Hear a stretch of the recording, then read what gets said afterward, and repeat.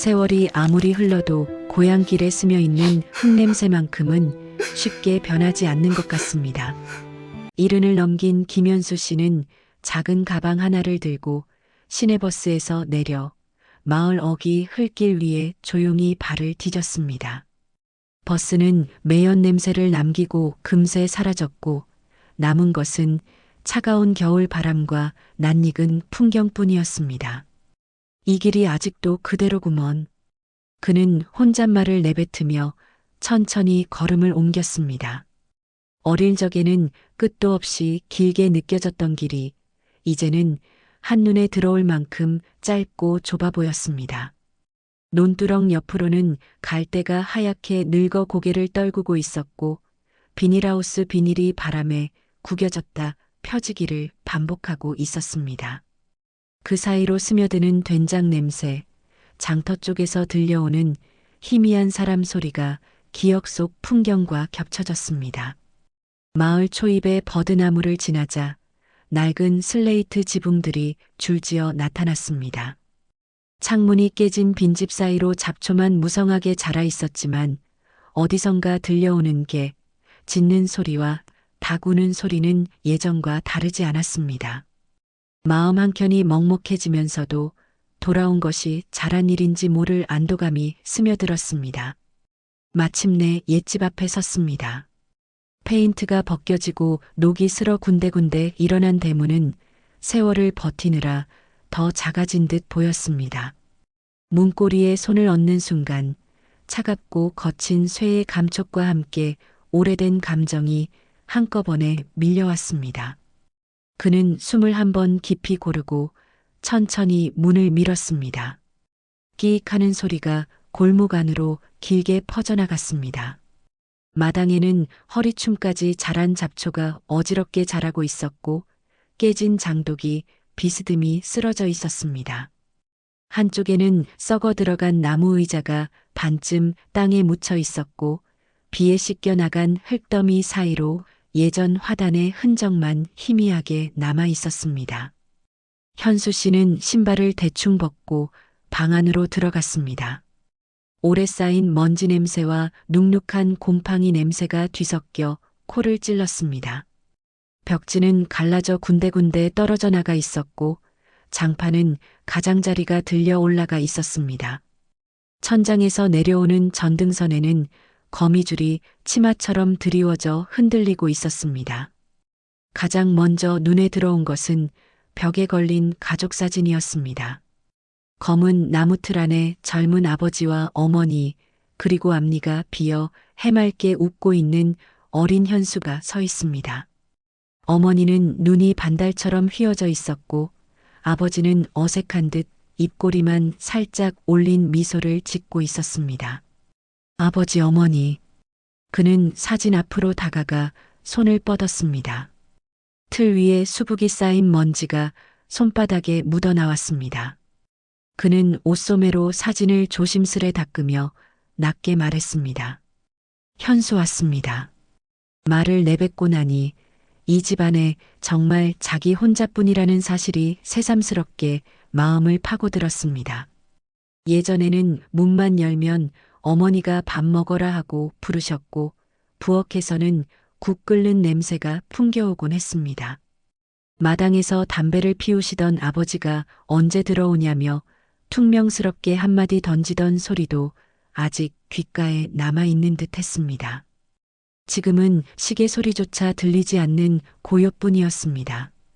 그는 들고 온 여행 가방을 열어 옷을 꺼내 한쪽에 정리하고 맨 아래에 넣어온 액자 하나를 조심스레 꺼냈습니다. 병실에서 찍은 마지막 사진 속 안에는 머리에 모자를 눌러 쓴 채로도 특유의 부드러운 미소를 잃지 않고 있었습니다.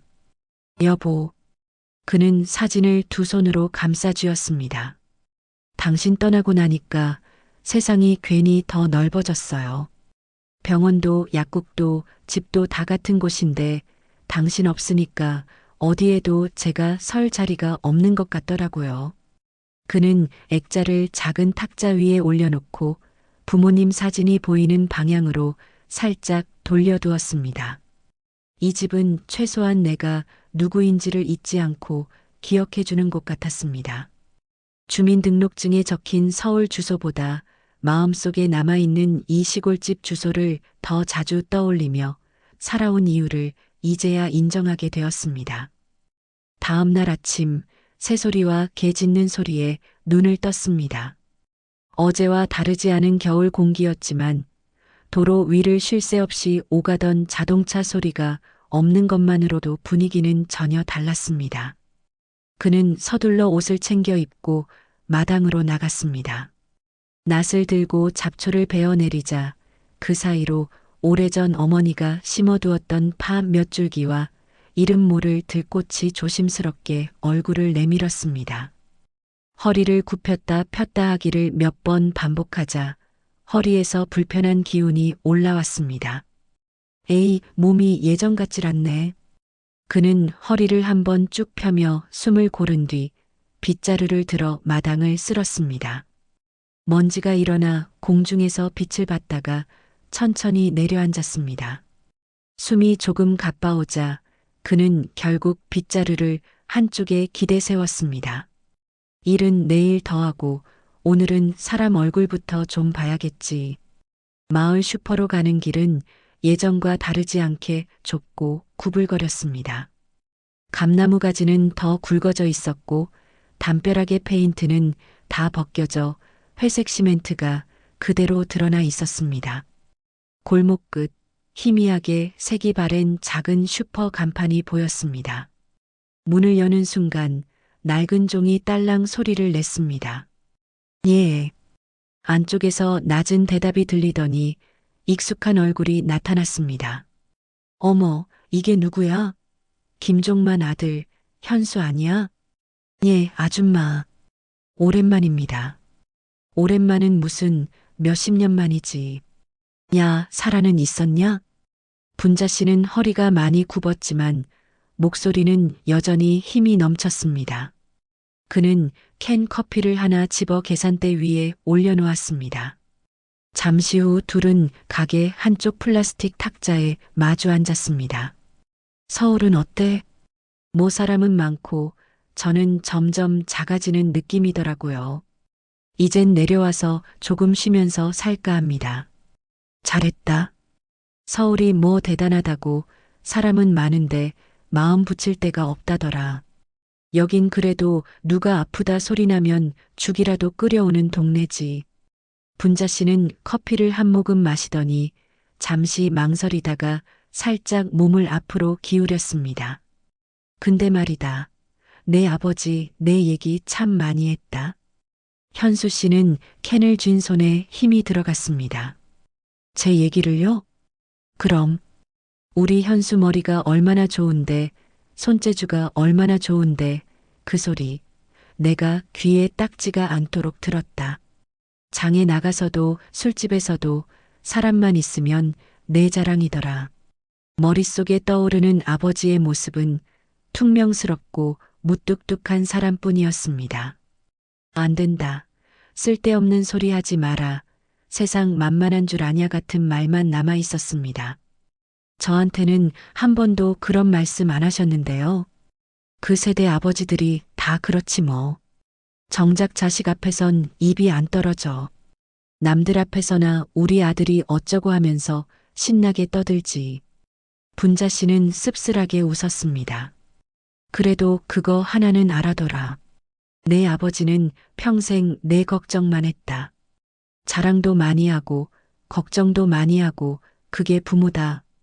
집으로 돌아오는 길 오래된 친구 만석이 골목 끝에서 손을 흔들며 다가왔습니다. 야, 이게 누구야? 진짜 현수 맞지?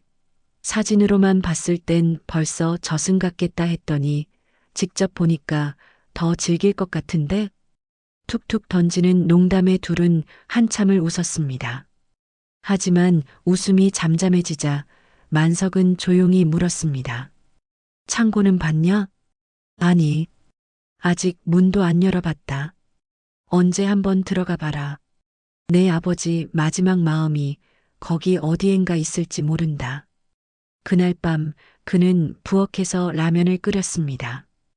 김이 모락모락 오르는 양은 냄비를 식탁 위에 올려놓고 맞은편에 아내 사진을 가져다 놓았습니다. 여보, 같이 먹읍시다. 국물을 한 숟갈 떠먹다가 그는 젓가락을 내려놓았습니다. 당신이랑 같이 먹던 라면이 제일 맛있었는데 혼자 먹으니까 영 맛이 없네요. 창밖을 바라보자 집 뒤편으로 창고 지붕이 어둠 속에서 윤곽만 드러내고 있었습니다. 이상하게도 그곳만 시간이 멈춰 서 있는 것 같은 느낌이 들었습니다. 내일은 꼭 열어보겠습니다. 다음 날 그는 결국 창고 문 앞에 섰습니다. 녹슨 문고리를 잡고 힘을 주자 오래된 경첩이 삐그덕 소리를 내며 열렸습니다. 쌓인 먼지가 한꺼번에 공중으로 흩날렸고 어두운 내부가 천천히 모습을 드러냈습니다. 안쪽에는 농기구와 헌 가구들, 그리고 구석에 기대어 있는 낡은 자전거 한 대가 보였습니다. 노랗게 칠해져 있던 자전거는 페인트가 벗겨지고 바퀴는 전부 바람이 빠져 있었습니다. 이놈이 아직도 있었네. 손잡이를 쓸어내리자 차가운 쇠의 감촉이 손끝에 남았습니다. 초등학교 운동회 날 상장을 들고 이 자전거 뒤에 올라타 집으로 돌아오던 장면이 떠올랐습니다. 어머니는 마당에서 손뼉을 치며 우리 현수 잘했다고 외치셨고 아버지는 그래, 그 정도는 해야지라고 툭 한마디만 하셨습니다. 그때 그는 서운해서 입을 삐죽 내밀었지만 그날 밤 어머니가 들려준 말은 이랬습니다. 내 아버지 방에서 혼자 웃더라. 우리 집에도 상 타오는 애가 있네 하면서 그 말을 들었을 때도 그는 그럼 앞에서 좀 잘해주시지라며 투덜댔습니다. 지금 생각하면 참 철없는 마음이었습니다. 자전거 뒤편 상자들을 치우던 중 유난히 단단하게 봉해진 나무 상자 하나가 눈에 들어왔습니다. 먼지를 털어내자 뚜껑 한켠에 희미한 글씨가 드러났습니다. 현수에게 종만, 아버지 이름이었습니다. 순간 손끝이 떨리기 시작했습니다. 그는 숨을 고르고 조심스럽게 못을 빼낸 뒤 뚜껑을 열었습니다. 상자 안에는 누렇게 빛바랜 편지 봉투 몇 장과 낡은 손목시계 하나가 들어 있었습니다. 유리면이 닳아 흐릿해진 시계는 그가 기억하는 대로 아버지 손목에 늘 차고 있던 바로 그 시계였습니다. 첫 번째 봉투를 열자 굵고 조금은 서툰 글씨가 눈에 들어왔습니다. 현수야. 아버지가 말이 서툴러서 입으로는 끝내 못한 말이 많다. 그래서 이렇게 글로 남긴다. 편지에는 그가 한 번도 들어본 적 없는 고백들이 적혀 있었습니다. 상 받아오던 날 밤 베개를 붙잡고 혼자 웃었다는 이야기. 서울 간다고 말하던 날 속으로는 자랑스러워서 혼자 술 한잔 했다는 이야기. 겉으로는 책임질 수 있겠냐라며 매정하게 말했지만 사실은 우리 집에서도 서울 가는 자식이 나온다며 마음속으로 기뻐했다는 고백이 이어졌습니다. 두 번째 편지에는 더 구체적인 이야기들이 담겨 있었습니다. 등록금이 모자라 새벽마다 부두에 나가 짐을 나르던 일 쓰러져 병원에 실려갔다가도 다음 날 다시 일을 나갔던 일, 겨울바람을 맞으며 손이 얼어붙어도 우리 집에도 교복 입고 학교 가는 애가 있다는 생각 하나로 버텼다는 고백까지. 그는 편지를 움켜쥔 채 한참 동안 울었습니다. 자신이 모르는 사이 아버지의 삶이 어디까지 자신에게 맞춰져 있었는지를 깨닫게 되었기 때문입니다. 마지막 편지에는 이렇게 적혀 있었습니다. 이 시계는 아버지가 처음이자 마지막으로 자기 위해 산 물건이다. 근데 이 시계를 볼 때마다 자꾸 내 생각이 난다. 조금만 더 따뜻하게 말해줄 걸, 조금만 더 부드럽게 안아줄 걸, 그런 생각이 따라온다. 언젠가 내가 이 글을 읽게 된다면 이 시계를 엄마가 잠든 곳에 조용히 묻어다오.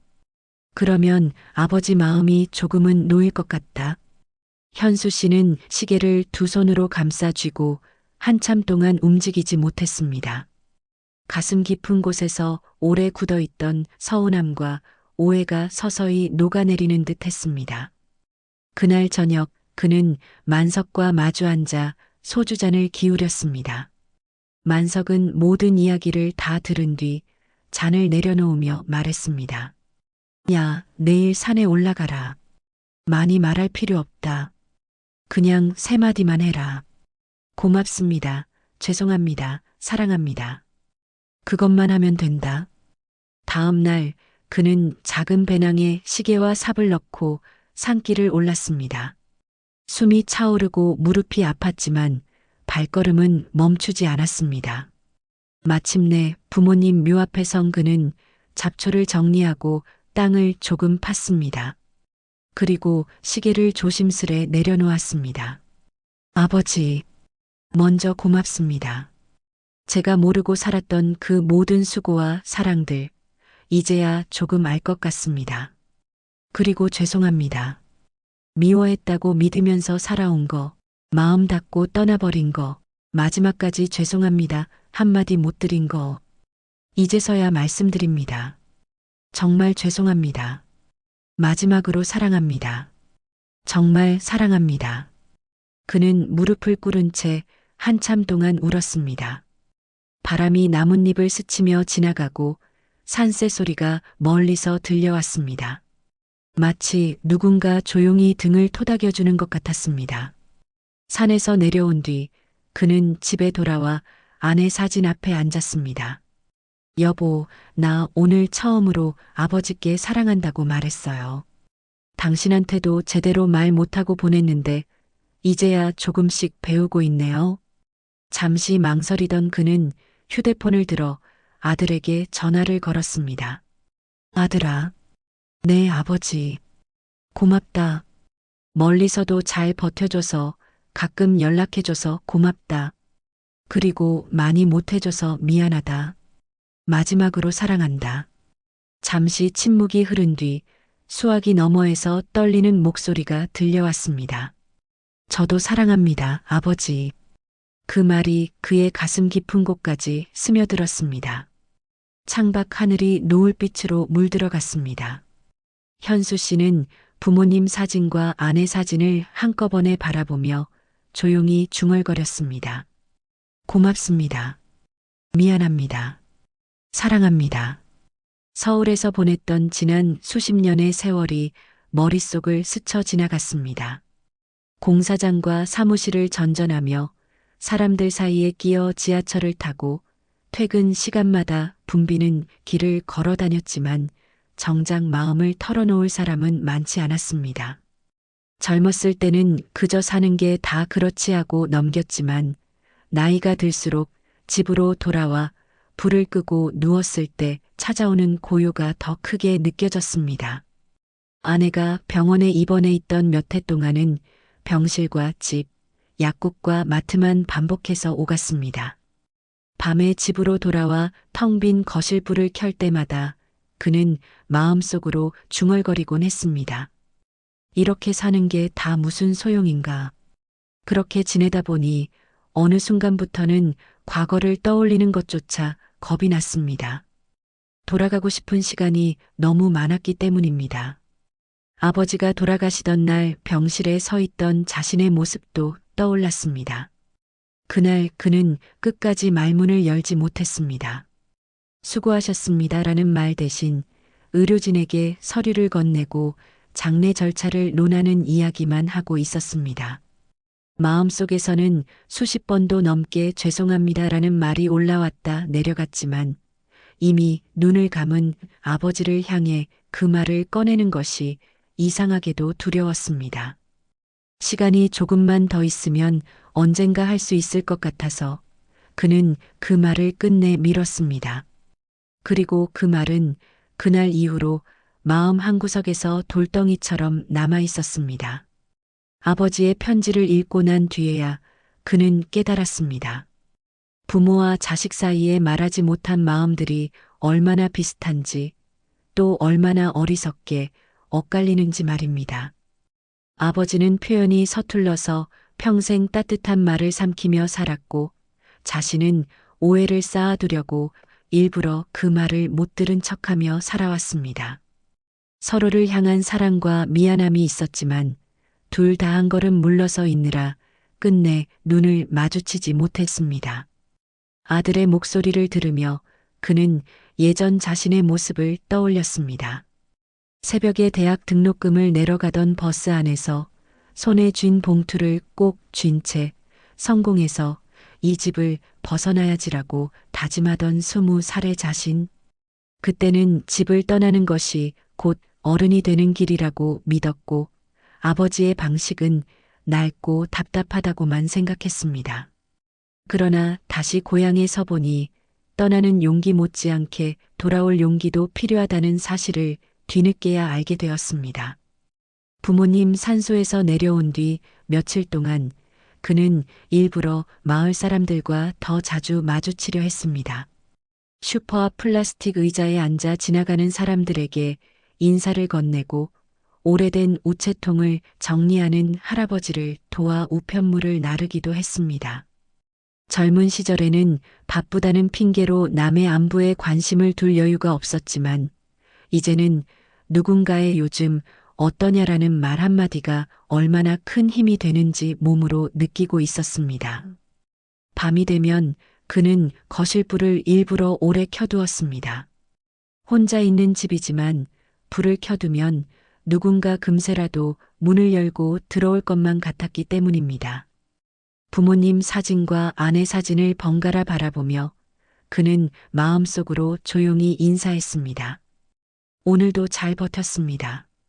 내일은 조금 더 따뜻하게 살아보겠습니다. 그리고 그는 다짐했습니다.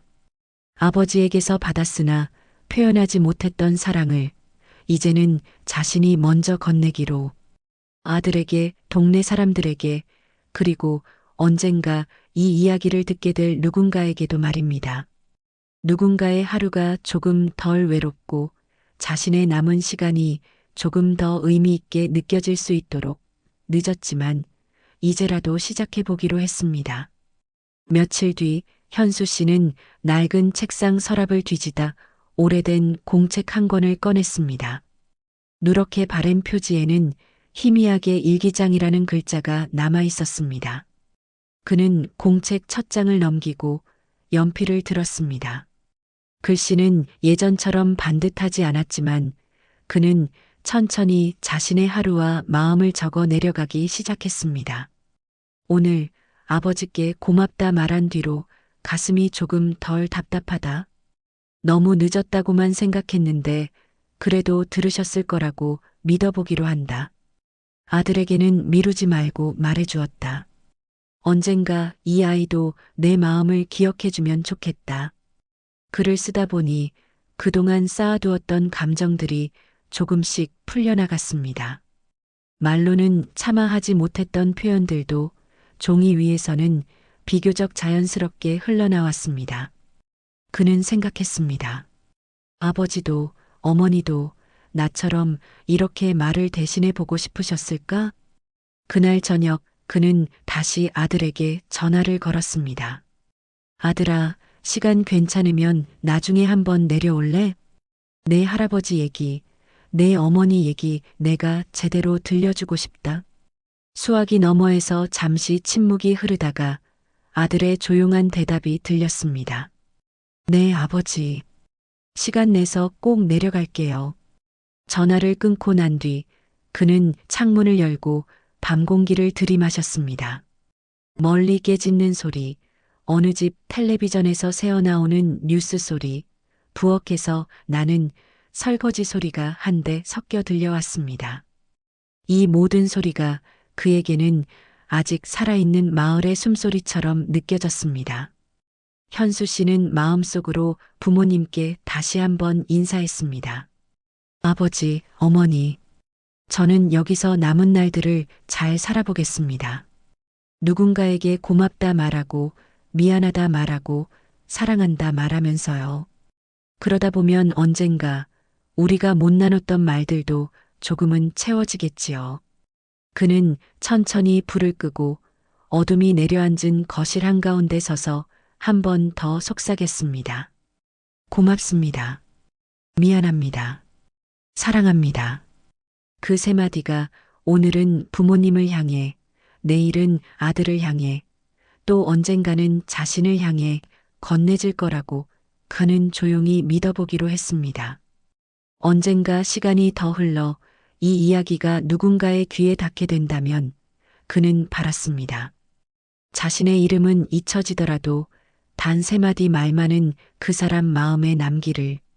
오늘도 누군가의 입술 끝에서 아주 조심스럽게 그러나 분명하게 맺히기를 말입니다.